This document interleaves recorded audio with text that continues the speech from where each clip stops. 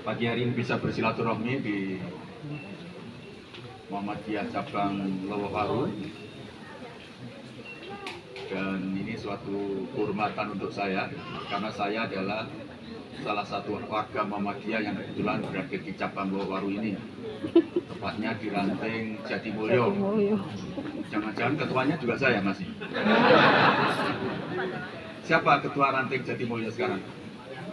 Pak Yanto mana Pak Yanto? Nggak datang. Yang memang nggak pernah peduli dengan protokoler. Jadi kalau turun daerah itu nggak ada bupati ya nggak apa-apa, nggak ada wali kota nggak apa-apa, gubernur nggak datang juga nggak apa-apa. Jadi santai-santai saja. Kita kan sudah biasa di Muhammadiyah. Bahkan kadang-kadang kalau ada pejabat datang itu mau repot-repoti malah. Kita nggak bisa bicara lebih terbuka. Bapak Ibu sekalian, saya senang sekali ini tadi senior-senior saya lihat banyak ini masih ada Pak Nawawi Hazet, tadi sudah disebut oleh Pak Rofik. Saya itu pertama masuk Muhammadiyah itu dengan Pak Nawawi Hazet. Waktu beliau masih guru PGA Jalan Bandung ya Pak Nawawi. Donatur PGI sama donatur Muhammadiyah muter di Noyo. Jalan Gajayana itu belum aspal, masih makadam. Jadi itu komplek IAIN, itu nanti jalan kaki, itu sampai nanti ke rumahnya Pak Nawawi Hazet yang di Noyo. Di sana ada Pak Nawawi Hazet, Pak Dopir Mastur, kemudian Pak Nawaru Samsu, kemudian Pak Zaini Sukri. Saya ingat itu masih. Itu adalah langganan donatur yang dulu tiap bulan saya datangi, saya minta untuk sumbangan, termasuk untuk bangun Masjid Al-Khairat itu. Tadi saya tanya SMP SD-nya katanya masih bagus jalan, alhamdulillah. Karena dulu seingat saya pernah hampir iya, karena muridnya hanya dari panti asuhan saja. Sekarang katanya sudah semakin bagus. Itu bagian dari amal jariahnya Pak almarhum Pak Abdul Hasim, itu sangat luar biasa. Jadi jangan dikira saya ini jadi Muhammadiyah itu langsung jadi ketua PDM terus enggak itu. Jadi merintis mulai dari nol.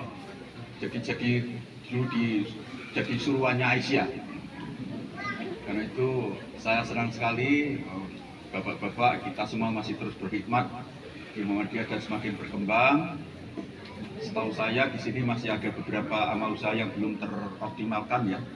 Kalau nggak salah ada tanah wakaf dari keluarga Pak Fakhrul Razi yang di Jalan Soekarno-Hatta, itu masuk Lowaru atau Belimbing ya? Lowaru, dimatikan aja. Ya. Yang nyumbang bukan saya, nanti urusannya Pak Deputi 5 nanti Pak Didi. Pak Didi saya minta berdiri Pak Didi.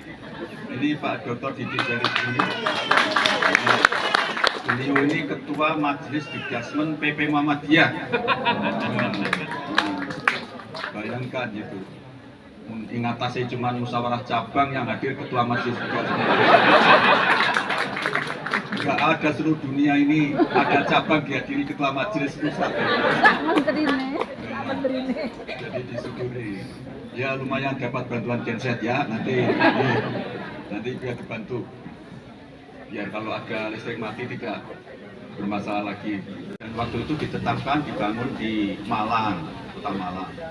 Dan saya sudah menjanjikan waktu itu dan sampai sekarang belum terrealisasi. Sebetulnya dulu tanah yang saya siapkan itu di dekatnya Aranut dan sudah kita belikan. Tapi kelihatannya di sana akan oleh Pak Rektor akan dirubah menjadi tempat pusat pendidikan vokasi. Nah, kemudian tanahnya diganti dekat sini. Seberangnya ini sudah kita berikan 3 hektar. Jadi saya tidak tahu BWM-nya kapan mau bangun karena itu memang tanggung jawabnya BWM.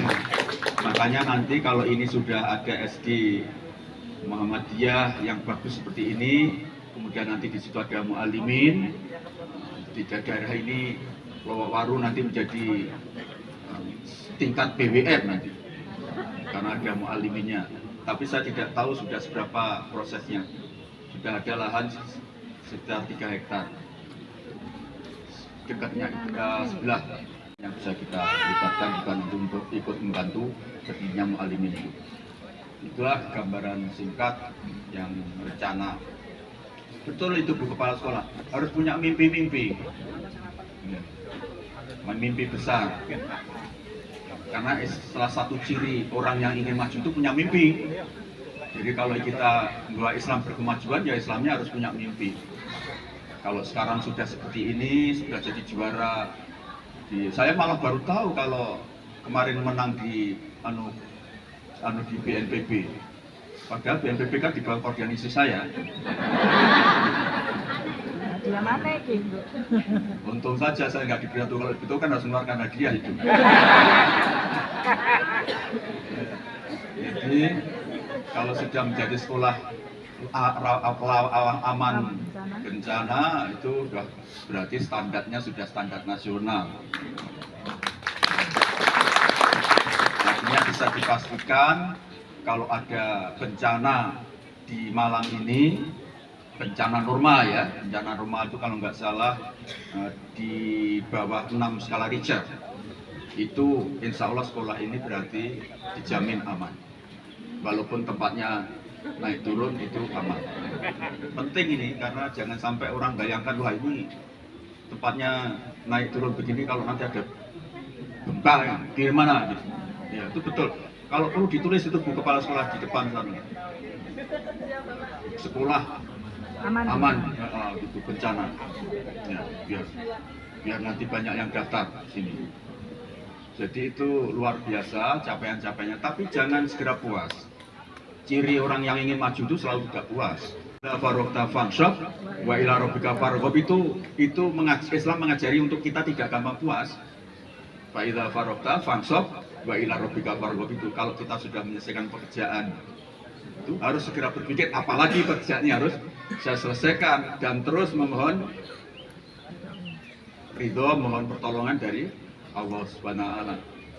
Jadi kalau ada orang Muhammadiyah, amal usaha Muhammadiyah itu hanya pamer kehebatannya, tapi tidak ada rencana akan maju atau juga tidak menunjukkan betapa belum puasnya dia mencapai, itu berarti tanda-tanda belum maju. Ciri orang maju itu selalu tidak puas, ingin mencapai yang lebih tinggi. Sama dengan murid tadi saya diwawancari, pintar sekali itu ya wawancara kelas 4. Wawancaranya saya nggak bisa jawab itu, saking pinternya jawab. Terus saya tanya siapa yang bikin teks, Pak Guru tuh. Jadi sudah saya bilang, jangan jadi orang, jangan cari yang mudah. Anak-anak itu jangan dibiasakan mencapai titik namanya comfort zone, jadi zona aman, merasa nyaman. Anak itu harus dirangsang dengan kegelisahan terus untuk maju.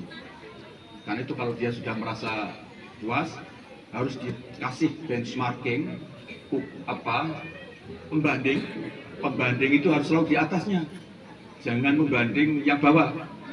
Beda dengan kalau kita dalam kaitannya dengan syukur, kita harus melihat ke bawah, tetapi dalam kaitannya dengan prestasi, kita harus selalu melihat ke atas. Kalau saya ditanya, apa alat pembanding yang penting untuk sekolah-sekolah Muhammadiyah? Kita belum punya satu SD pun yang masuk 100 besar tingkat nasional. Ya, jadi walaupun sudah sehebat ini, tapi kita secara nasional kita belum 100 ya, 10 lah. Kalau 100 sudah ada SD Sapen ya, SD Sapen Yogyakarta sudah mencapai. Tapi untuk nasional kita 10 besar masih belum. Itu artinya kita masih harus kerja keras untuk mencapai. Karena itu saya minta betul-betul guru, kepala sekolah punya tanggung jawab yang besar untuk kalau diberi amanah. Mumpung diberi amanah, mumpungnya orang yang ingin maju itu ketika diberi kepercayaan harus betul-betul pegang kepercayaan itu. Jangan sembrono, jangan mumpung dipercaya dalam arti negatif. Itu ciri Muhammadiyah kan begitu. Nah, ini juga saya pesan supaya terus mencari pembanding. Kebetulan ada Pak.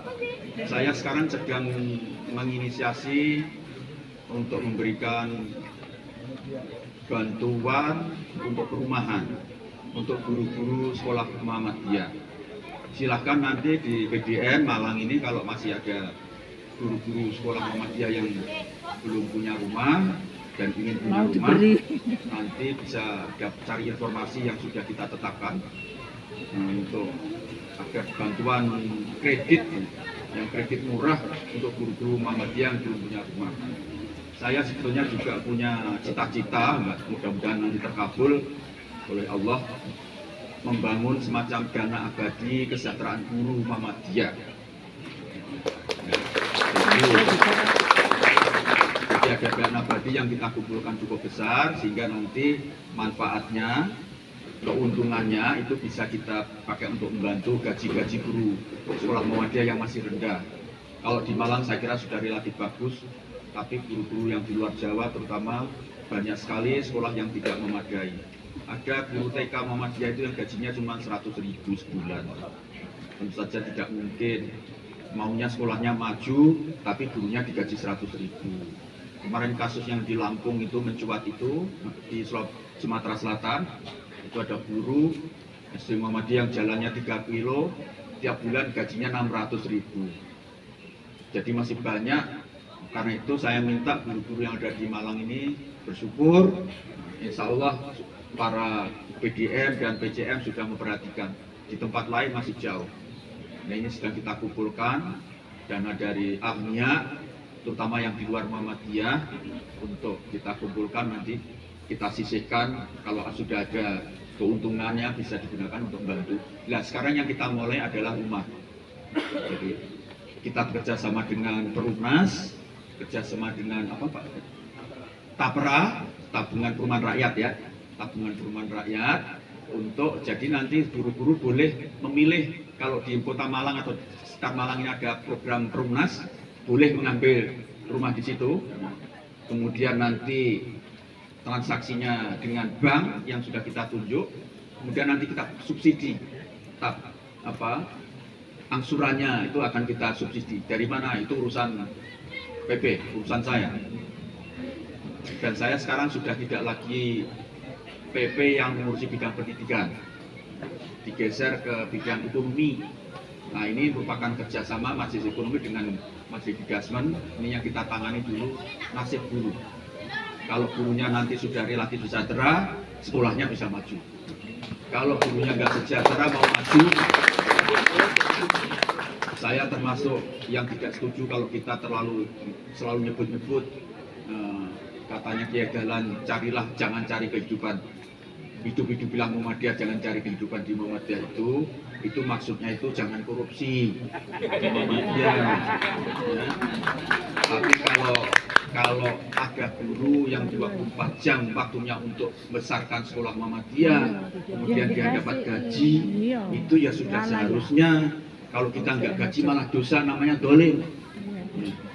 Jadi kalau sekolahnya maju, kemudian yang memajukan itu mendapatkan imbalan, itu hak dia.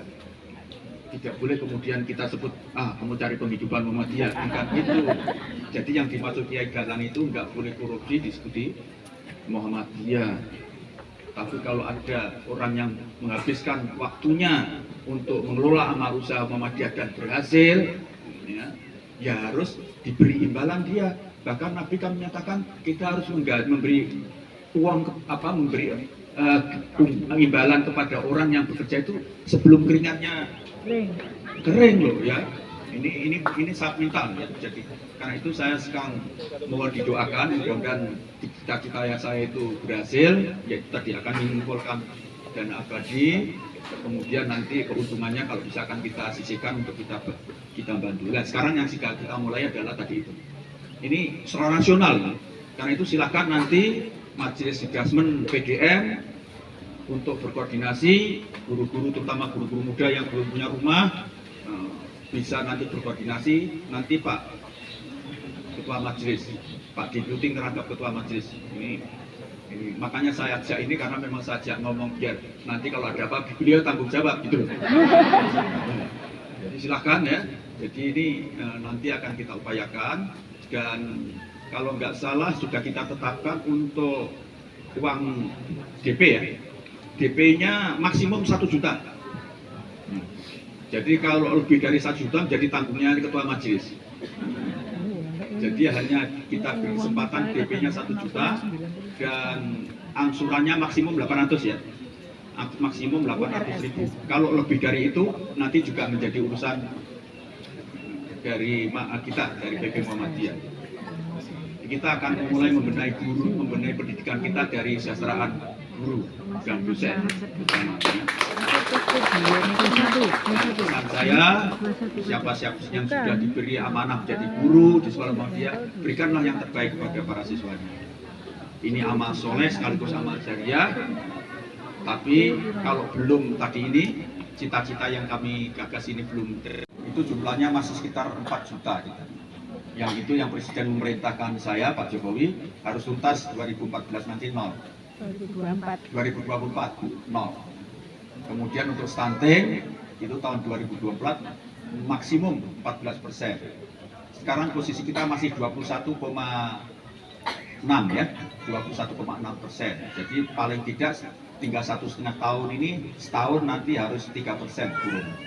Kalau kita ingin sampai 14%. Jadi jumlahnya masih cukup besar. Karena itu saya mohon dukungan dari Ibu Aisyah untuk menangani stunting ini. Sekarang ini fasilitasnya sudah dilengkapi, nanti mohon dicek. Setiap posyandu itu sudah alat ukurnya harus sudah standar. Namanya antropometri untuk mengukur berat sama ukur panjang.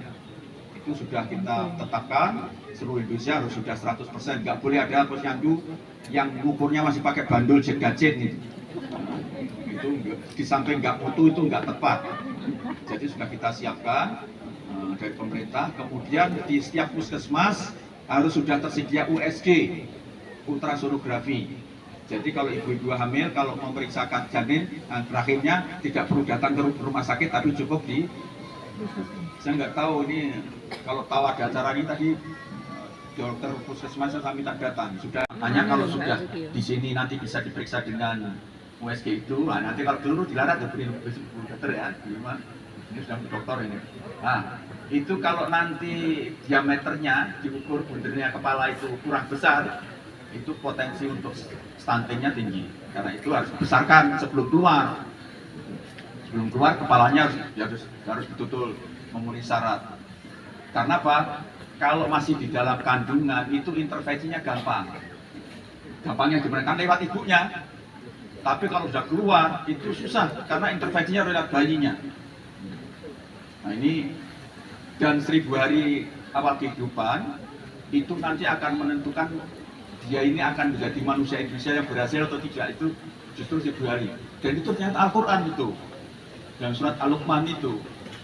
A'udzubillahi minasyaitonirrajim wa wassaynal insana biwalidayhi hamalat ummuhu wahnan ala wahnin wa fisaluhu fi amaini. Jadi kita ini diminta untuk berbakti kepada orang tua, khususnya ibu, karena dengan sudah bersusah payah mengandung selama 9 bulan dan harus menyusui 2 tahun. Jadi menyusui itu wajib. Al-Quran itu. Itu walaupun tidak langsung, jadi masih buka itu.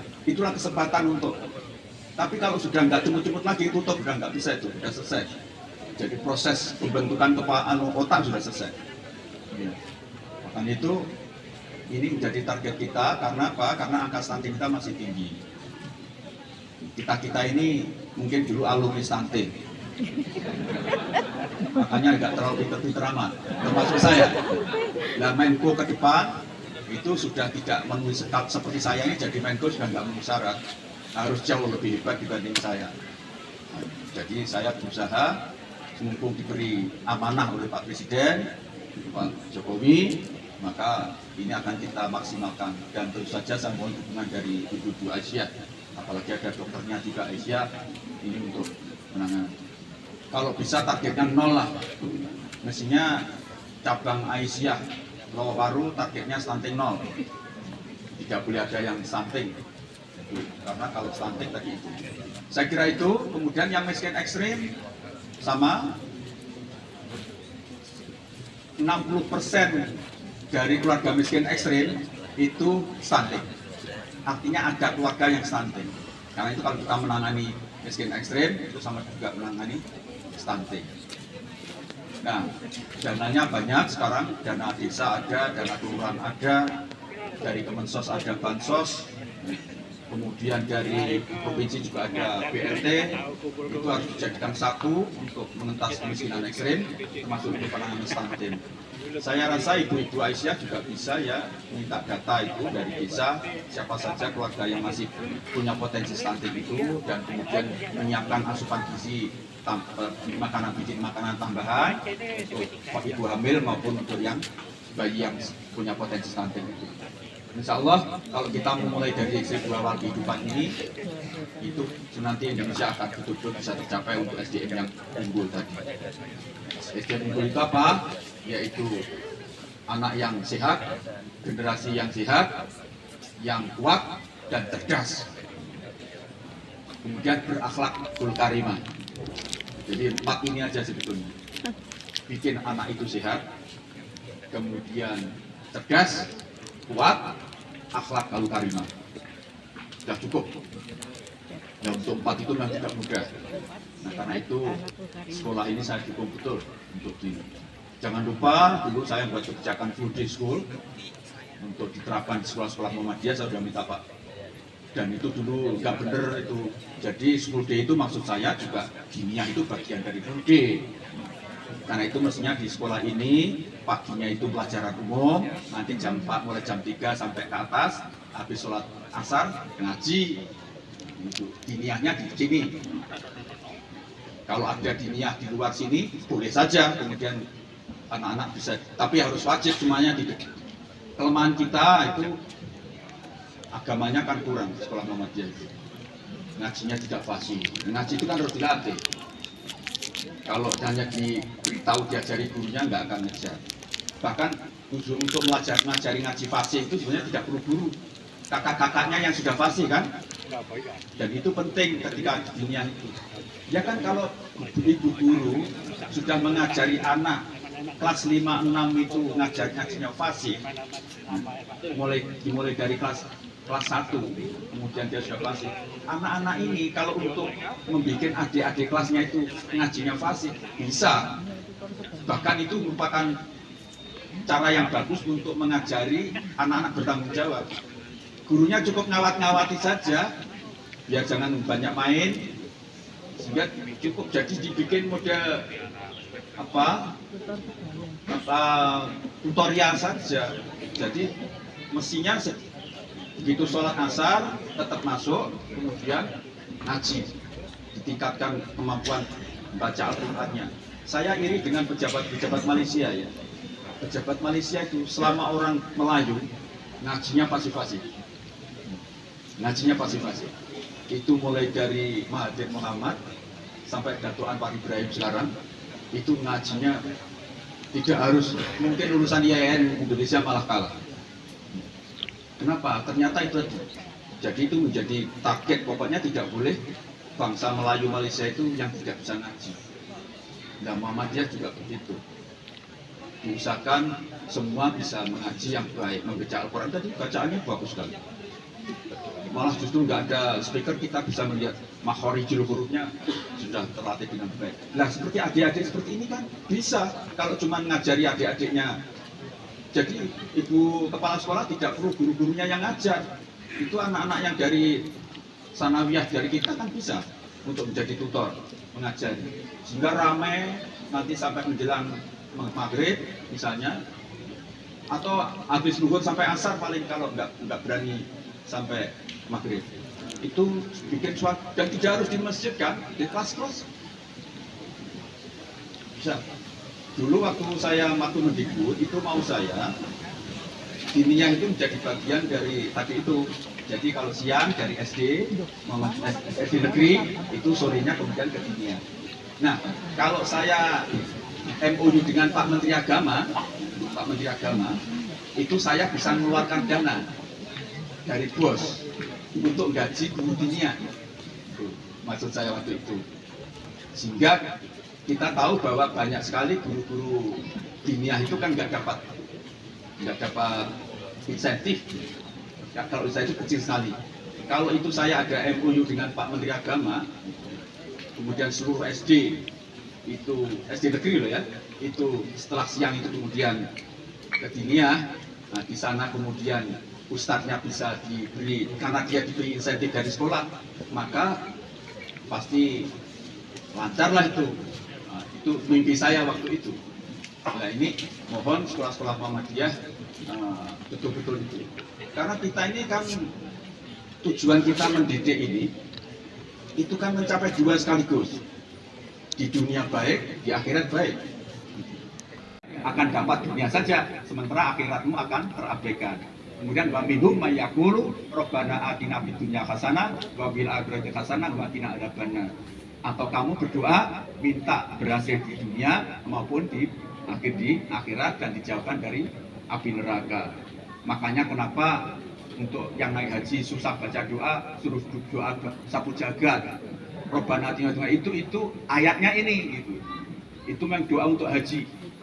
Nah, itulah yang dipakai dasar organisasi Islam, termasuk Nahdlatul Ulama, termasuk NU, dulu Masyumi, itu mendoktrin semua pendidikan di dalam Islam itu harus mencapai dua ini.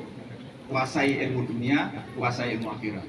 Untuk mencapai ini harus dua kali lipat dibanding mereka yang hanya mencari capaian di dunia saja. Nah kalau waktunya kita sama dengan mereka pasti kalah lah kita. Kalau mereka belajar 4 jam, kita juga 4 jam, anak-anak kita ya pasti kalah dia kita. Ketika kita dalam 4 jam diajari ngaji, diajari matematik, mereka hanya matematik saja kok. Pakai bodoh-bodohan saja ya pasti matematikanya pintar mereka kan. Nah mereka nggak bisa ngaji, ya kan nggak niat dia ingin dapatnya bisa ngaji kok. Tapi kalau kita kan maunya juga bisa ngaji. Iya. Nah ini karena itu harus dilipat. Mau dilipat 2 kali aja belum tentu nanti bisa bertanding dengan mereka kok. Makanya tadi sudah saya sampaikan, ranking nasional walaupun kita ini sudah seperti ini, kita belum masuk di 10 besar.